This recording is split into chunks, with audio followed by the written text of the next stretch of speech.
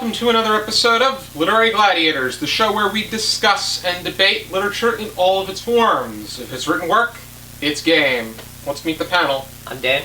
Hi, I'm Jesi. I'm Kaila. And I'm Josh. And today we are going to be going over It by Stephen King. We had a Stephen King poll. A few of us ranked a select group of works that we wanted to go over, and then put it up for a bracket-style ballot. And when all was said and done, the winner was It. So that's what we are going to be discussing today. It's It. I read It for the first time 10 years ago. I'll be really interested to hear what everybody has to say, and I'll be, hopefully I can give my some interesting 2 cents. Jesi, This is such a brick of a book. Yeah, I see why it's split into 2 parts of the movies. It's a brick. I read this back in October, and then when we did the Stephen King book poll, I decided not to do an individual video for it because we ended up doing this. So I have a good tidbit to say. I'm excited. about it. I've got a lot to talk about with this Yeah, one. it's a book. So I mentioned, last week that I was both of my discussion starter books kind of had very similar questions. And I think it's very fitting because this book has an evil clown in it that shape shifts and does all these crazy things and murders children and people, and it's crazy. I mean, in a way I feel like it's kind of obvious, but what do you think it really truly represents to the Losers Club and the people of Derry? It is the ultimate bully. He is the ultimate bad guy to a group of kids. He is everything you can't defeat as an adult. It is a bully. I love that. That's so simple, because I'm like, maybe it's the loss of childhood innocence? I don't know. But no, I like your answer a whole lot better. I have a different thing. Go ahead. For me, it's like the manifestation of childhood fear.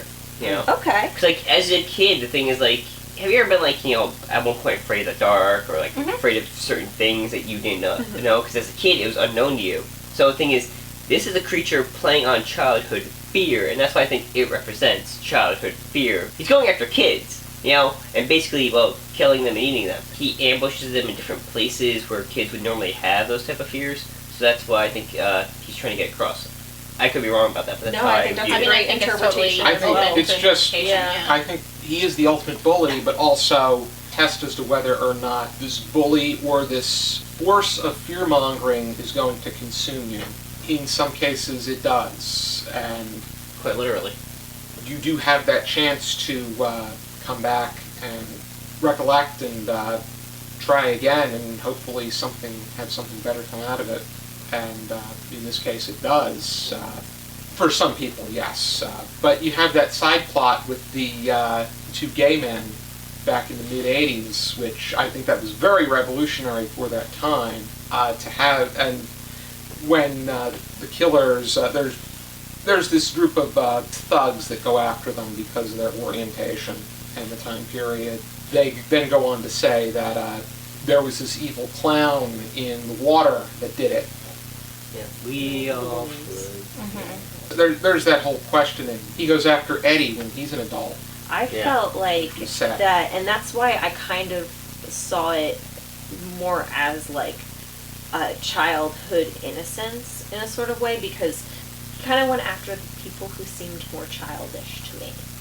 Does that make sense? Or the adults that seemed more childish to me. If like when they're all adults and they all kind of go back. AKA and, Stan like, and Eddie. Yeah. Who kind of like kept their childhood fears with them. Yes, Okay. and that's So he still kind of went after everybody else a little bit, but I don't know. I feel like Those were the ones that were consumed by him. Yes. Yeah. Because it's a matter of whether or not you can stand up to the force of evil, or will it consume you?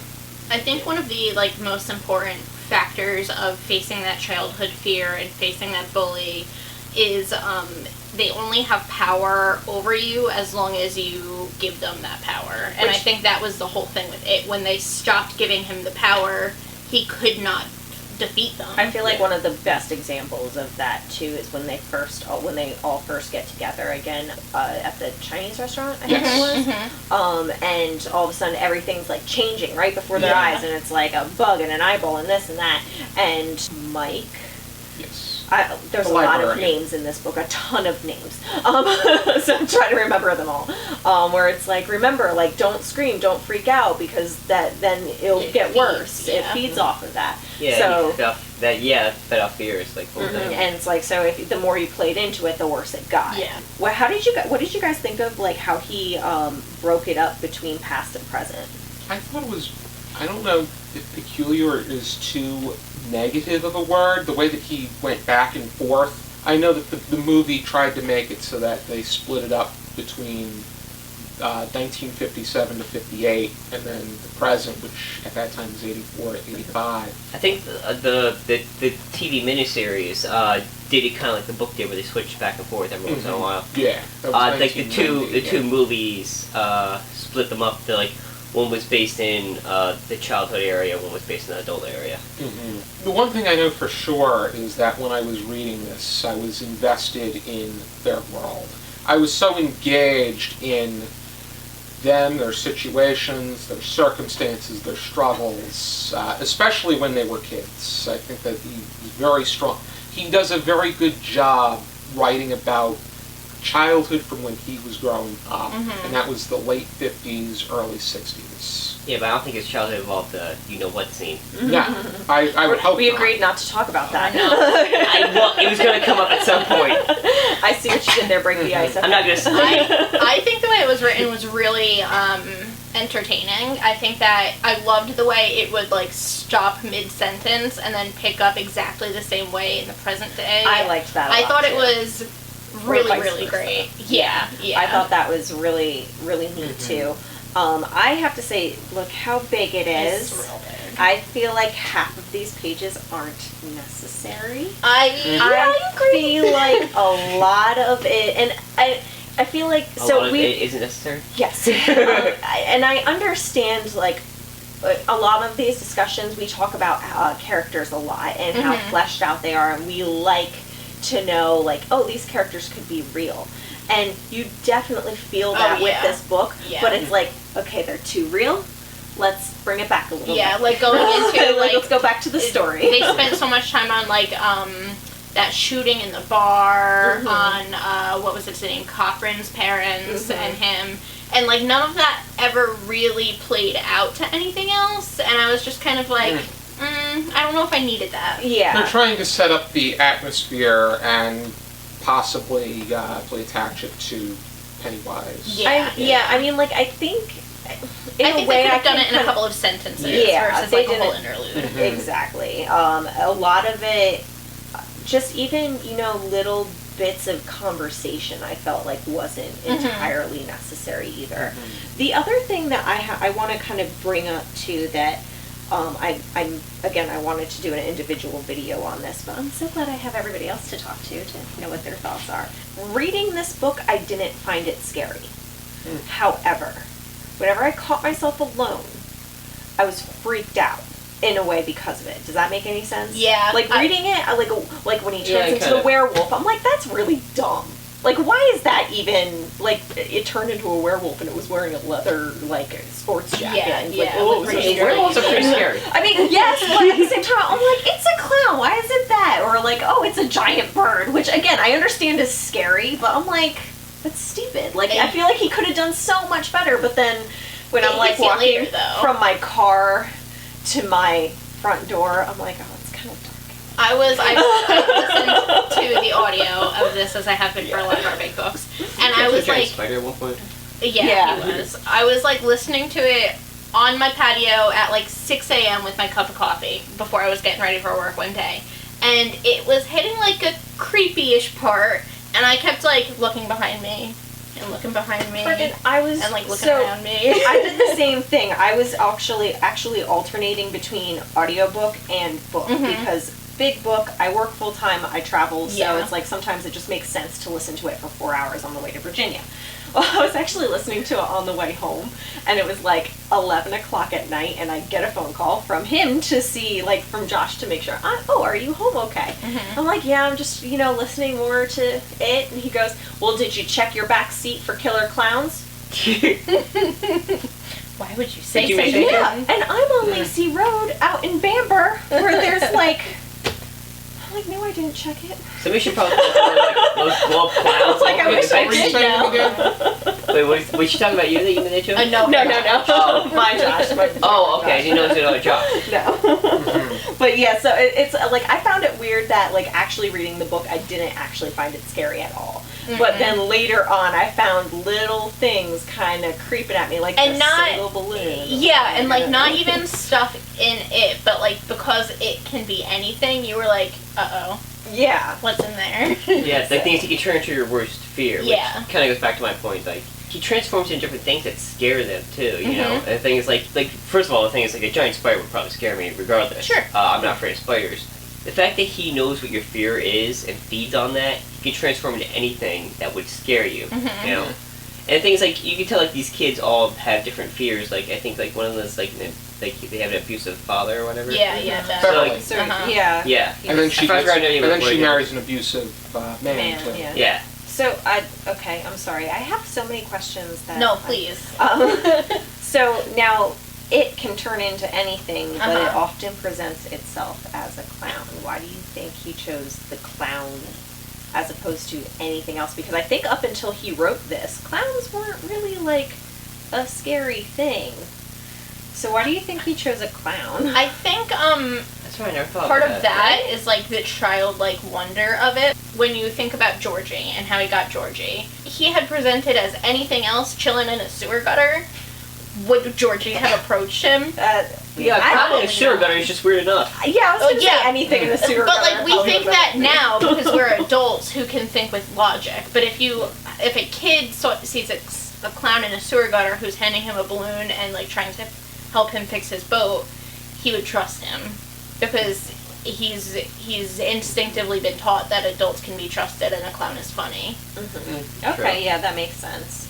I don't know, I was just like, it kind of made me think, like, of all the things he could have, because now, because of this book, so many people Yeah. have fears of clowns, Yeah, and because clowns of are it. scary Uh-huh. things, but it's like, up until that point, like, what made Stephen Yeah, King but if he chose a clown, the thing is, why do you say that when they were adults as well? Because, like, that still doesn't make sense to me.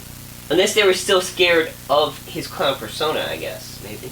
I don't remember if he appears to them as a clown as an adult, but I think it's more the He- callbacks. he like does, the one in the they library. all see the fluffy buttons, so it freaks them out. I thought he appeared to, Oh, Ben. Ben, that's it, I was like, I knew it was a B. Oh, But you're he- right. He does. He yes, appears you're, to him you're as right. the clown in the library. They were so afraid of him as a clown, and that's how they knew him. That's how when Georgie was killed, he presented himself as a clown. So I guess maybe that makes sense. I don't know. I never really questioned why he chose a clown persona. Honestly, I never really questioned that. It was definitely a pretty, like, it was a good, risky kind of take. It's that definitely he a visual. nailed it. Yeah. Interesting so- strategy too. Yeah. Because I mean, Stephen King has been known to create monsters out of anything. Even though he said Pennywise was not his scariest monster, he felt that Annie Wilkes was his scariest. Penny Wilkes From is Misery. Okay. Yes. I haven't read Misery. I've seen Misery. I haven't read it. Okay, I know Misery, but I've never read it. I saw the movie. I read Misery. I thought it was a good book. Yeah. That was a terrifying movie to watch. I don't know if I can read the book of that. Kathy Bates did Yeah, a she nailed heck of a it. job. She won an Academy Award for playing Annie Wilkes. What did you guys think of, like, towards the end when you go into the Deadlights with Bill and you meet the turtle's name, Tatooine? Oh, that's right. There's The a turtle. space turtle or something Yes. like that. Yeah, It's turtle. it becomes very alien-esque. Did you feel like it fit in with the rest of the book, or did it kind of feel out of place to you? I personally felt like it was a little out of place. But then again, I felt like a lot of things were out of place. So The then ending maybe it got fit pretty because weird. of that. Okay. Big things. Yeah, makes the sense. ending did get very weird. Yeah, like, Strange. you know, I'm kind of glad that they gave us a bit of an origin of what Pennywise was. Mm-hmm. The whole turtle thing, which, by the way, the reason why I call it space turtles, that's what like a lot of people call it, like nicknamed it. So like I call it space turtle because it sounds funny. Yeah. So the thing is like the fact that there's like this giant turtle and the thing is like there's more to Pennywise of why he can shapeshift and all that. I kind of did like that they gave him an origin. It's just the thing is I didn't expect it to be all sci-fi like because that's not really Stephen King's style. It's usually like more of like demonic possession or something supernatural like I was expecting. Like that aspect of it to me felt very like Hitchhiker's Guide to the Galaxy. Yeah. Have you guys read that? Yeah. Yes. I know you have, right? Because we did it for an episode. Well, but it felt very kind of like surreal, I guess. But I also know that Stephen King has like a bigger universe that he's built that kind of connects a bunch of his works, and it's kind of through the turtle. Yeah. I think. So I think knowing that is kind of interesting.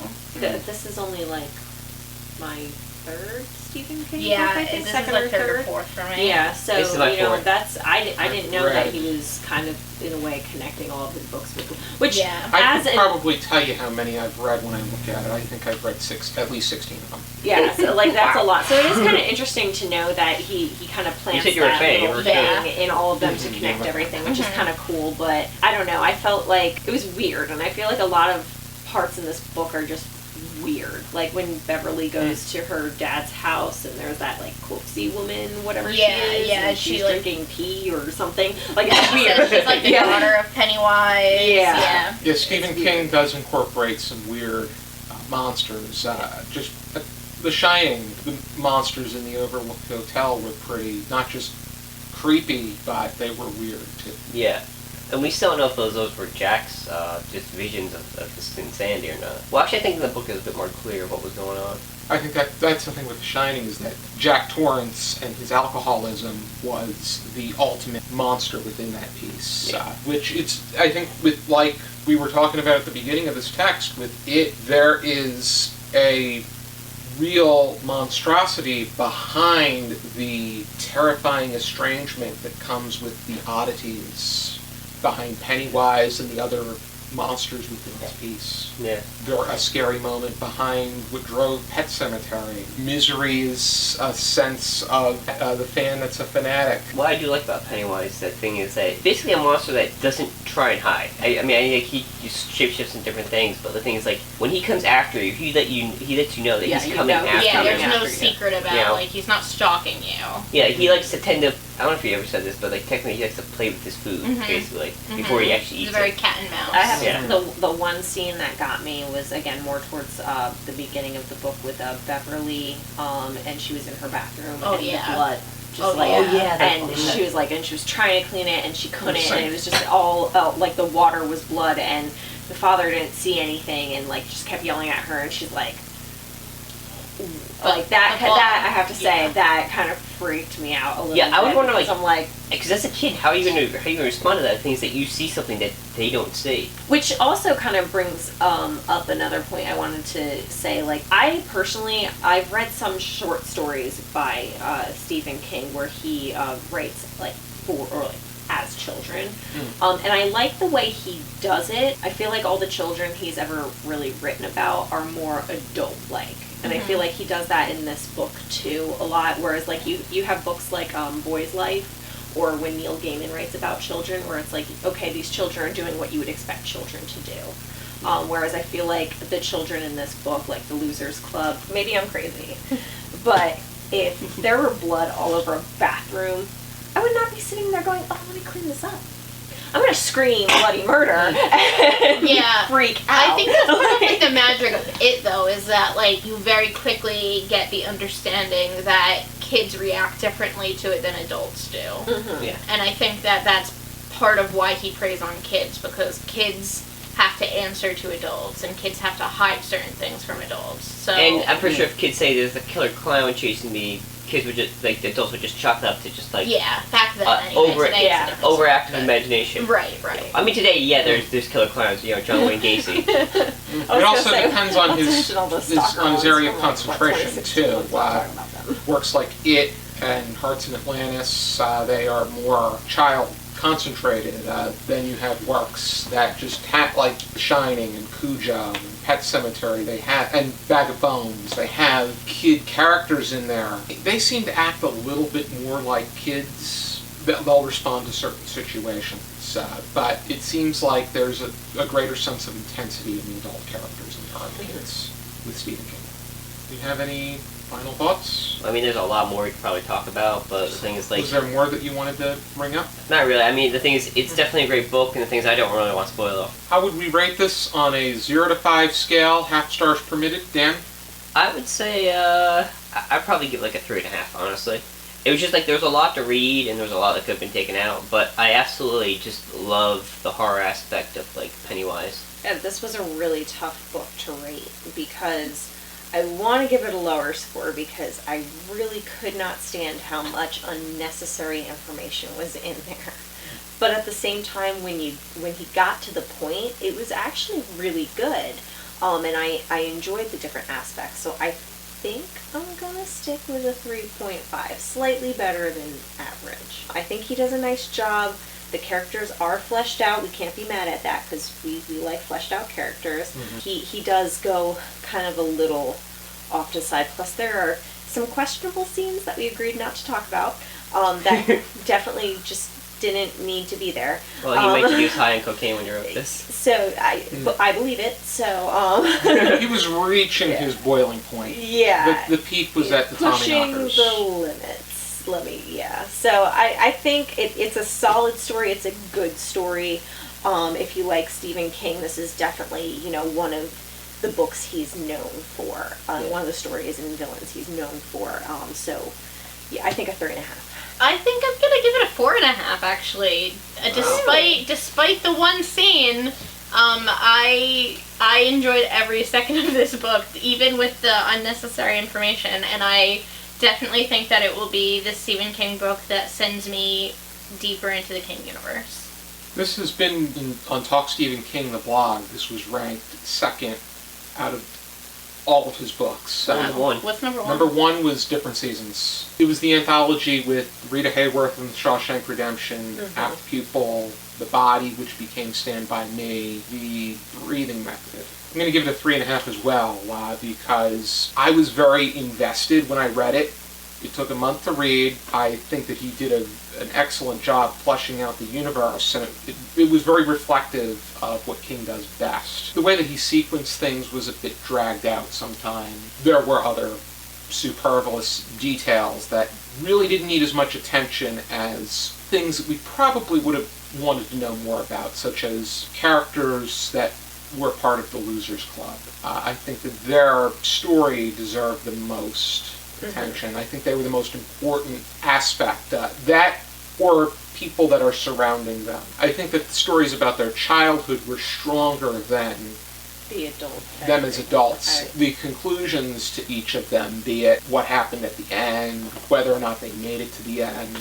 And I think that Stephen King also does, as morbid as it sounds, he's able to get you attached to particular characters. When he kills them off, it's like it makes it even more. That's right. Some of them died, didn't they? It is by no means a bad book. It is a great book. Oh yeah.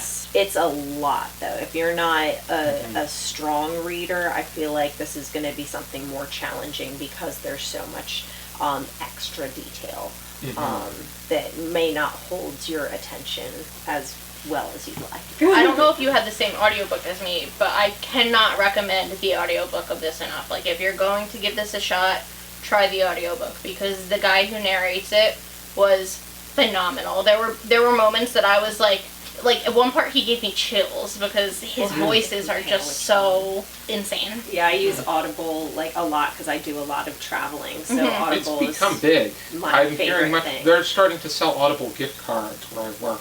They're awesome. I really like Audible, so chances are I probably have a similar audio version. And I'm not against it. Again, it's a really big book, and going back and forth between listening and reading does make it a little bit easier and easier to swallow. Yeah, is a good way to say, because it's a great book.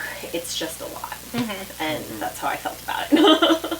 Alrighty, if you are interested in checking out it, my copy is the same as Kayla's. Mine's different. It's actually a movie huge. poster. I think I got this from Book Garden. Oh, okay. So I was on the lookout for it around October, and here it was, And as if it were Yeah. calling me. a lot of the From the newer, sewer. they've re-released it, but they re-release it as part 1 and part 2, which I'm not into when they split it up like that. Let's do another movies. I mean, Where the I think movies I can understand it, because when you pick up a book like this, like It's this pretty is daunting. The heavy movie and they huge split- and big. The movie they split between childhood and adult. It's very weird to do it with something that has already been released as a product like this one. Yeah, sure, I guess it makes sense. So, They did the same thing with Under the Dome by him. Yes. Which is actually how I read Under the Dome, was in 2 parts. I have the Mammoth somewhere over there with my other Stephen King books. I think Under the Dome is his biggest. Pretty Yeah, I was big. gonna say, I thought book. The Stand was. The Stand is massive too. That's massive Yeah. as well. I have to listen to Under the I think that was into the It's TV really series. good. Really good. Don't trust the TV series, 'cause it's not. You gotta read the book first. Yeah. Either which way. I know that Under the Dome was that was on NBC. My dad used to watch it. The thing is, like, honestly, I feel the thing is that the book was better than the show. I think my The show grandparents was like watched nothing it. But like yeah. the book. And yes, Stephen King came up with that idea before The Simpsons of a dome going over Oh. a town. I'm like, what are you talking about? But The Simpsons movie. I know. be sure to join us next time for another episode of Literary Gladiators. For now, keep reading. Hi, this is Larry with Literary Gladiators, and next time we're going to be talking about Faust. It's going to be Rennie, Jesse, Josh, and I discussing this great classic by Wolfgang von Goethe. So please tune in, and remember to check out our Patreon page. Thank you.